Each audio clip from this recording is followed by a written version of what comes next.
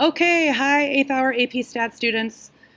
Watch this video. There'll be times where you can pause it and work on certain homework questions, and then restart the video and watch a little bit more, then pause, work on some more homework questions.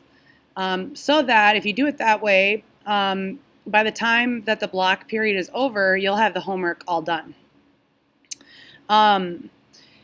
We're looking at data transformations here, and I'm going to be referring to measures of center, and I'm going to be referring to measures of spread. So it's really important that you understand that when I'm saying measures of center, I'm talking about the mean and the median, but I'm also talking about the quartiles, the min, and the max. And then if I'm talking about measures of spread, that's including the IQR, the range, and the standard deviation. And standard deviation is a measure of spread. You might not really think that it is, but standard deviation is measuring how far away your points are from the mean, or you could say how spread out your points are from the mean.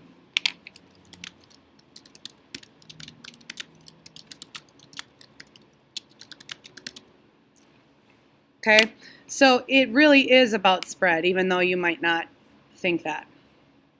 The reason you need to know data transformations is think about if you had 100 or let's say 200 pieces of data. You typed all 200 pieces of data into your calculator. You did menu 411 and you got all your 5-number summary and your mean and your standard deviation. And you thought everything was great.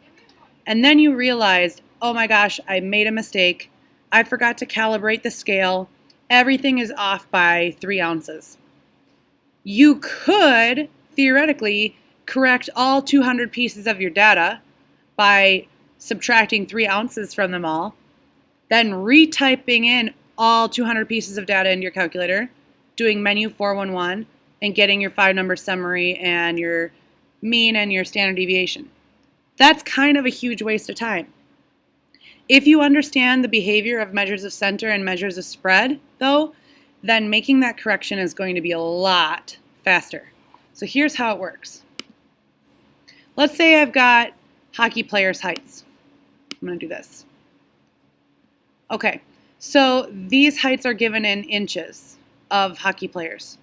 Now I could easily figure out that the median would be the center in between these two values, which is also going to be a 72.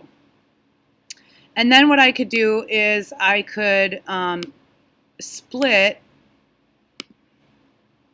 like this, hang on, and then find that the first quartile is 71 and the third quartile is 75, and I've got the min and the max. So I could do that easily without the use of a calculator. But if I need the mean, well, I could do the mean without a calculator too, but if I need standard deviation, that would be the big one. I wouldn't want to do that by hand. So I would do menu 411 and I would get all these values. Okay, now let's say I decided, oh, actually, I want my hockey players to put their skates on. So if I put their skates on, now they're all going to go up, all their heights are going to go up by 2 inches. If I make a correction to all these values and add 2 to every single one of them, and then do menu 411, here's what I get. Okay, so I just want you to look at what happens to our measures of center and what happens to our measures of spread. Oops, sorry, that's kind of in the way.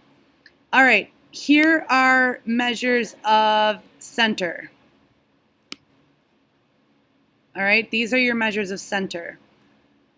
Look at what happens to those measures of center as we had to add 2 to every piece of our data. You'll notice that the min went up by 2. Q1 went up by 2. All of these go up by 2, all the way up to the max went up by 2. And the mean up here was 72.666. Now it's 74.666. So the measures of center, they all increased by 2 as well. Just type that in. All right, now what happened to our measures of spread? Well, remember measures of spread are IQR, range, and standard deviation. So let's take a look at what happened to the standard deviation. Standard deviation on the original data was 2.33809. Standard deviation after we added 2 inches to all the players was still 2.33809. It didn't change. Let's look at IQR, for example. IQR is Q3 minus Q1. So in this case, it would be 75 minus 71. We get 4. Look down here at the IQR. IQR here would be Q3 minus Q1 again, so that would this time be 77 minus 73, also equals 4. The IQR did not change. Same thing with the spread. Spread from min to max is 6.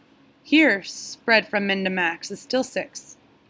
So nothing changed for the measures of spread. They stayed the same. Let's add that down here.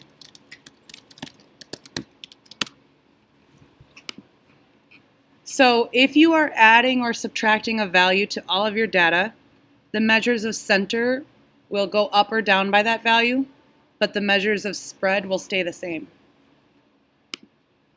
Okay, now this example, I have some weights of babies given in pounds. And if I put those in my calculator, did menu 411, this is what you would get.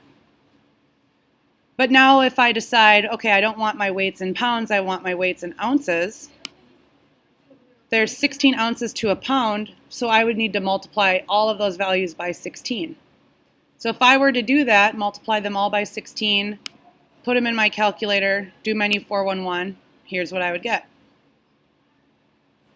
All right, so again, let's look at the measures of center first. So measures of center, those are our 5-number summary and our mean. Compare them down here. Oops, that one didn't go all the way. There, and our mean. So our mean was 7.94, now it's up to 127. All of these values down here, they increased quite a bit. So our measures of center, if you look, they all are multiplied by 16.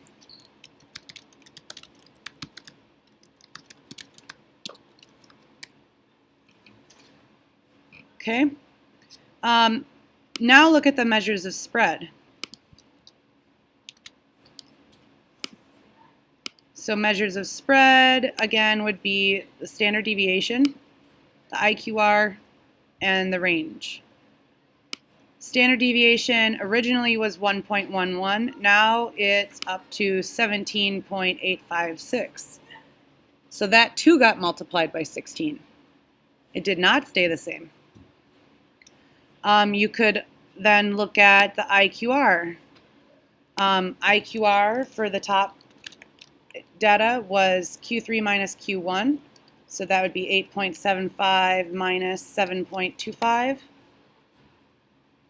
IQR down here, Q3 minus Q1 would be 140 minus 116. So you'll see that the IQR also got multiplied by 16. So the measures of spread are also getting multiplied by 16.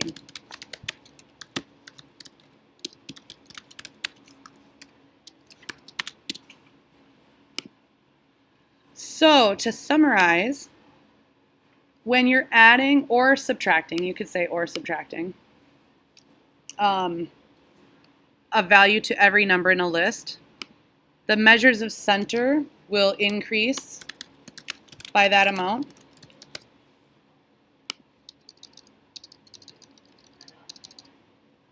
But the measures of spread will stay the same.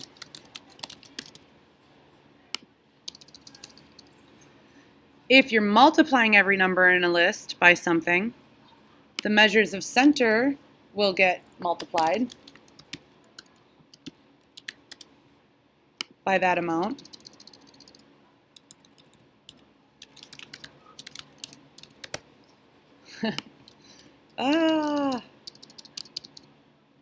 Okay, and the measures of spread will get multiplied by that amount as well.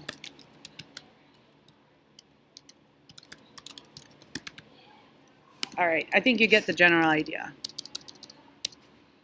Okay, so now with that knowledge, you should be able to do homework numbers 19 through 22. And by the way, your assignment sheet is yellow, and the substitute should have it and should be able to pass it out to you if they haven't already done so. So as of right now, you could pause and you could do problems 19 through 22. Or you could continue on, and that's what I'm going to do. All right, so the next part is, imagine that you earn a 63 out of 100 on your recent APUSH test.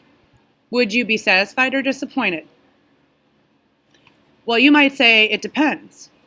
What if 63 was the highest score? Then I think I would be pretty happy. Hey, I got the highest score. What if the teacher curves it so that 65 becomes an A? I think I'd still be happy. But what if 63 is below class average? Maybe not so thrilled, but maybe I worked my hardest and I'm still okay. But do you see how it kind of just depends? 63 out of 100 doesn't really give us all the information. We kind of need to be able to compare ourselves to other people in the class, and that will help gauge how we feel about how we did. So what we really need to do is consider our percentile. Our percentile is going to compare us to the other people in the class. So back last week, I think, or a couple weeks ago, we talked about Leo and his score. Remember, Leo got a 45. We made a histogram for Leo's data before. Now we're going to look at his percentile. So the percentile is, you're going to look at the percent of observations that fall below what Leo got. So if Leo got a 45, we're only concerned with how many people got a score below 45. So in order to find the percentile, you're going to order the scores from lowest to highest, and then you're going to count how many fall below Leo's score. After you do that, you're going to divide by the number of total people in the class. So I organized the data from smallest to largest, and I made this red cutoff point. So Leo could have been either one of these two 45s. Someone else got a 45 too. But we're going to make the cutoff point right at the 45, and we're only concerned with below. So hang on just a sec. Count up how many are below 45. Count those up.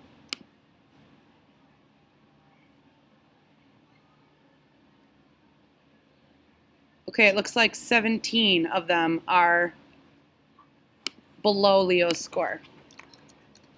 We're going to take that and we're going to divide it by the total number of students in the class. How many students were in the class? It looks like 2, 4, 6, 8, 10, 12, 14, 16, 18, 20, 22, 24, 26, 28. Okay, do 18 divided by 28, and that will give us his percentile. It ends up equaling 0.60. So another way to say that is that Leo is at the 60th percentile. Okay? This is called a relative cumulative frequency graph, otherwise known as an ogive. You do not have to make one. All you have to be able to do is interpret one and read one. We used this data before when we learned how to make histograms. So you'll recognize, possibly in the table, you'll recognize this stuff right here. Remember when we made a histogram, we made the bar go up to 1, and then we made the other bar go up to 4, and then another bar goes up to 3. And then after we did that, we made a relative frequency histogram where the y-axis were percents. So this one went up to 4%, this one went up to 14%, and so on. Well, now the big difference is cumulative. So everything is going to get added on for a new total. So the first one was 4%. Now we're going to add on 14 to get a total of 18. And then we're going to add on 11 to get a total of 29. And then we're going to add on 7 more to get a total of 36, and so on. So your graph is going to start at 0, and then it's going to go up to 1 for representing 100%. So here's how you do it. For example, if another student got a 32, what percentile are they at? Well, 32 is the score, and that's on the x-axis. So estimate where about 32 would be. And then go across and figure out what percentile that would match up to. So it looks like the percentile might be like 23. You just have to eyeball it. It's not perfect. So it looks like they're at the 23rd percentile. What score corresponds to the 90th percentile? Well, take the blue line, go up to the 90th percentile, look over where it hits the graph, and then look down. So it looks like the score that corresponds to it would be about 52. Excuse me.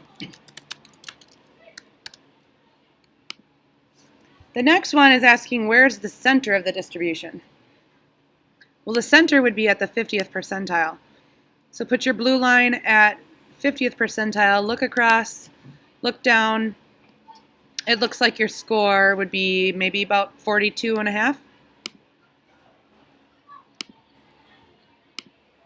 So it's the 50th percentile,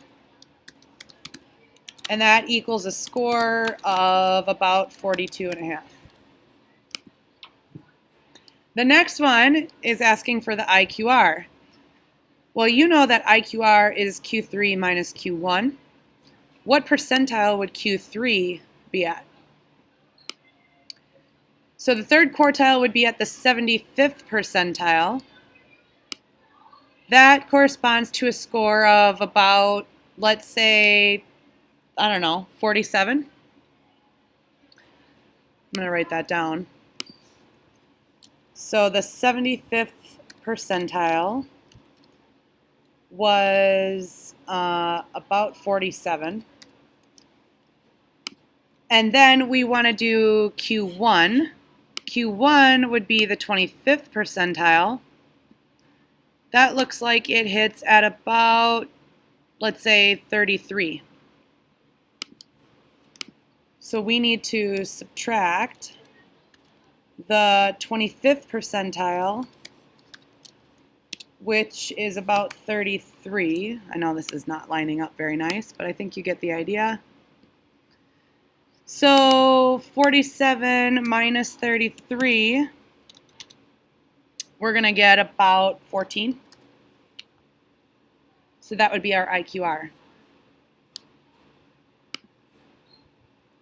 So that's the answer to D right there. So now you have enough knowledge to do those homework problems. So if you wanted to pause it again and work on these homework problems and then restart one more time, there's a little bit left to the notes. Or you could just continue on with the notes right now. That's what I'm going to do. Okay, this is the last part, and actually this is the most important part because what we're going to talk about now is going to continue on for the whole rest of the year. So I really want to make sure that you understand this next part. The idea is that you might need to compare two different things that might come from completely different distributions. So it might come from two different groups or two different populations. So for example, I could ask who's taller relative to their gender? An 80-inch tall guy or a 76.5-inch girl? Well, obviously the guy is taller, but that's not what I'm asking. I'm asking who's taller relative to their gender. Well, that comes from two different distributions. The distribution of heights for females is different from the distribution of heights for males. So we'd have to look at those two different distributions separately. Same thing down here. Scoring a 610 on the SAT, how does that compare to a 24 on the ACT? Those are two different tests. So how do you compare them? Well, the answer is you need to standardize those test scores. And a standardized score is called a z-score. So in this yellow box, write down that formula, okay? That formula is not on your formula sheet, but you do need to memorize it. And luckily for you, you're going to be using this so much that you'll have it memorized in no time. But the idea is that X would be your score on the test, like your score on the ACT. This is mu. This is the symbol for the population mean. And we would know what that is. We would be able to take everybody's scores from the ACT, everyone that took the ACT, and average them. That would be mu. Sigma down here, this is lowercase sigma. It's a Greek letter. This is the symbol for standard deviation for an entire population. Okay, z-scores tell you how many standard deviations above or below the mean that particular score is at. How far above or below the mean you're at. How many standard deviations. You can compare data from two completely different populations or two completely different distributions if you standardize those scores. And if you look at the z-scores, whichever one is higher, that will be the better one. Okay, so for example, let's look at the SAT and the ACT. So this is saying, I gotta grab a pen, I think. I'll try to get the pen to work. It wasn't working very well for me before, but I'll give it a shot right now. This right here actually means something. If it's telling you that the SAT scores are N, 500, 100, the N means normally distributed.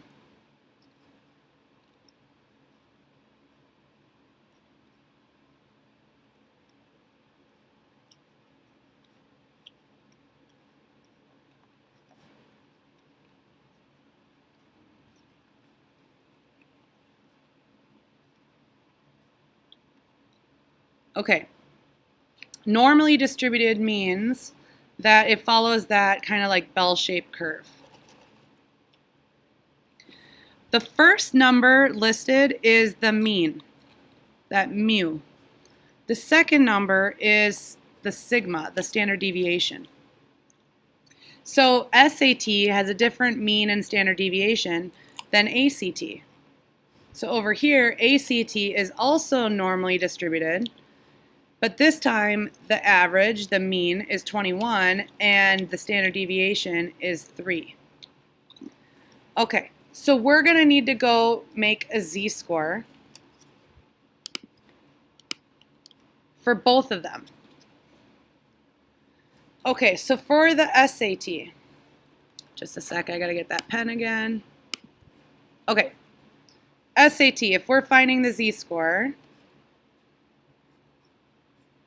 this pen is just really not working very good, but bear with me. It's just going so slow. Okay, the score that the person got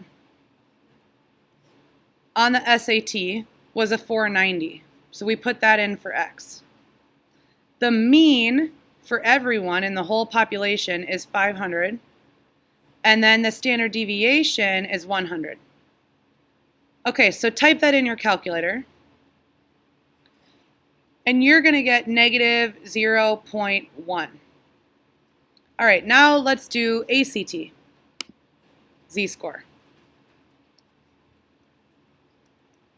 All right, so the person scored a 20 on the ACT, the average is a 21, and the standard deviation is a 3. So type that in, and the z-score for this is negative 0.33. So what the z-scores tell us is that this person is below the mean, but not by much. 0.1 standard deviation below the mean. This person is also below the mean. Again, not by too terribly much. They're about a third of a standard deviation below the mean. So which person is less negative? Which person is less below the mean? This person right here. This z-score is a larger value, so that person would have done better relative to that test. Okay, so now you should be able to do the rest of the homework. So use the rest of the time wisely, get the homework done, then you won't have to worry about homework, tonight. It'll just be done. So be good. If you get done with the homework, work quietly on something else. I know that it's a long block, but if you just get the homework done, then move on to something else. All right, I'll see you guys tomorrow, Friday. Thank you.